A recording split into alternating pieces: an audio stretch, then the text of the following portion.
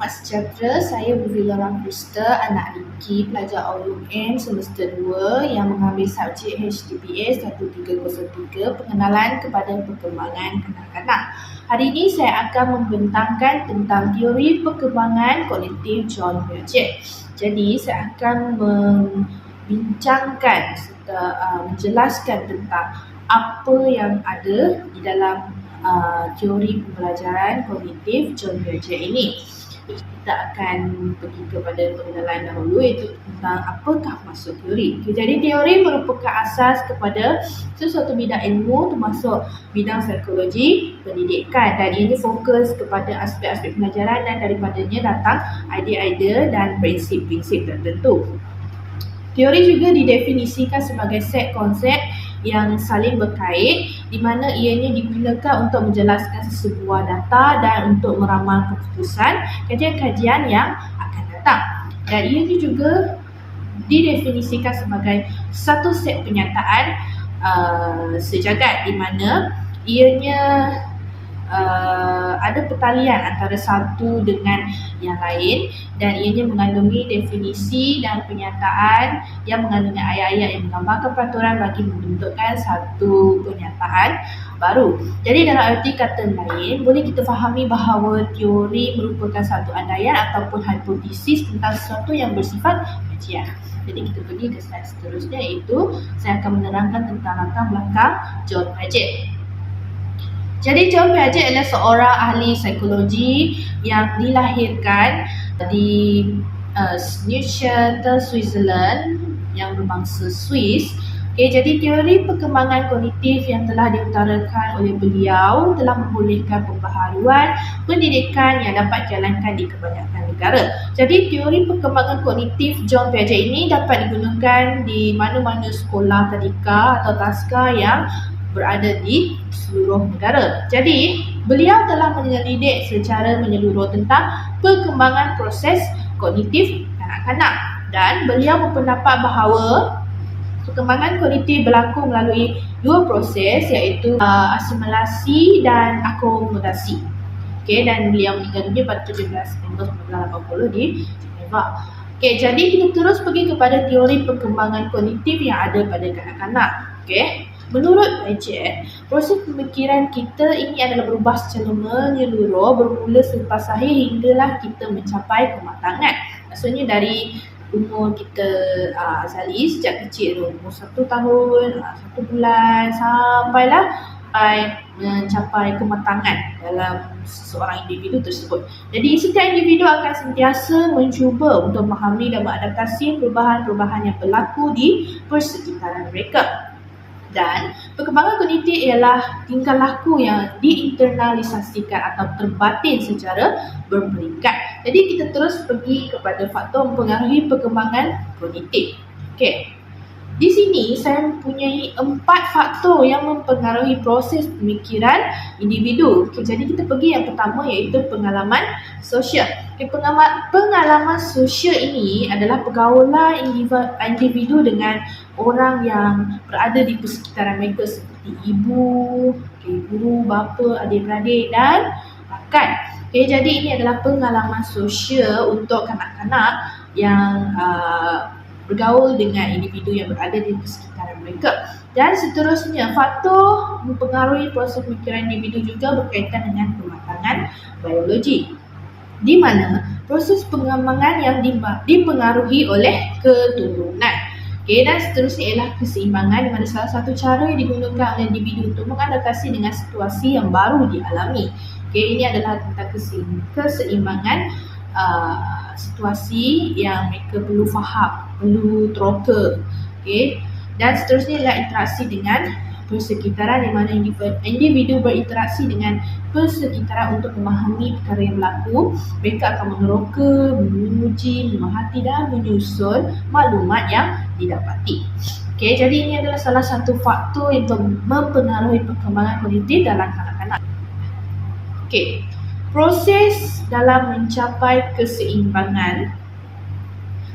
Piaget percaya perkembangan berlaku dalam tahap-tahap yang mengalami perubahan melalui equilibration, penseimbangan keadaan yang menyebabkan kanak-kanak mencari suatu keseimbangan di antara apa yang dialami dalam persekitaran dengan proses dan struktur kognitif yang dihadapi oleh kanak-kanak. Dan konsep utama teori kognitif Piaget ialah skema penyerapan, pengubahsuaian dan keseimbangan. Jadi tahap perkembangan kognitif, Piaget membahagikan perkembangan kognitif dalam 4 tahap, iaitu bermula daripada sensori motor, iaitu tempoh sejak lahir sehingga 2 tahun. Dan praoperasi tempoh 2 hingga 7 tahun serta operasi konkret dari 7 hingga 11 tahun. Dan yang terakhir ialah operasi formal dari 11 tahun hingga zaman remaja. Jadi ini adalah tahap perkembangan kognitif kanak-kanak dari umur kecil sehinggalah mereka remaja. Okey, kita pergi kepada peringkat sensori motor untuk umur 2 tahun. Okey, tempoh 0 hingga 2 tahun, iaitu pengguna deria dan pergerakan fizikal sebagai saranan perkembangan kognitif berkaitan dengan persekitaran. Okey, jadi mereka kanak-kanak akan belajar tentang sentuhan. Okey, mereka akan merasakan sentuhan yang ada, barang-barang yang ada di sekeliling mereka. Okey, dan pengekalan objek itu samaran objek di dalam memori, di mana mereka akan meneroka apakah barang tersebut dan akan menyimpannya sebagai ingatan mereka untuk mempelajari tentang apa yang ada di sekeliling mereka. Okey, perkara yang baru. Dan permulaan pemikiran logik dengan aktiviti yang bertujuan.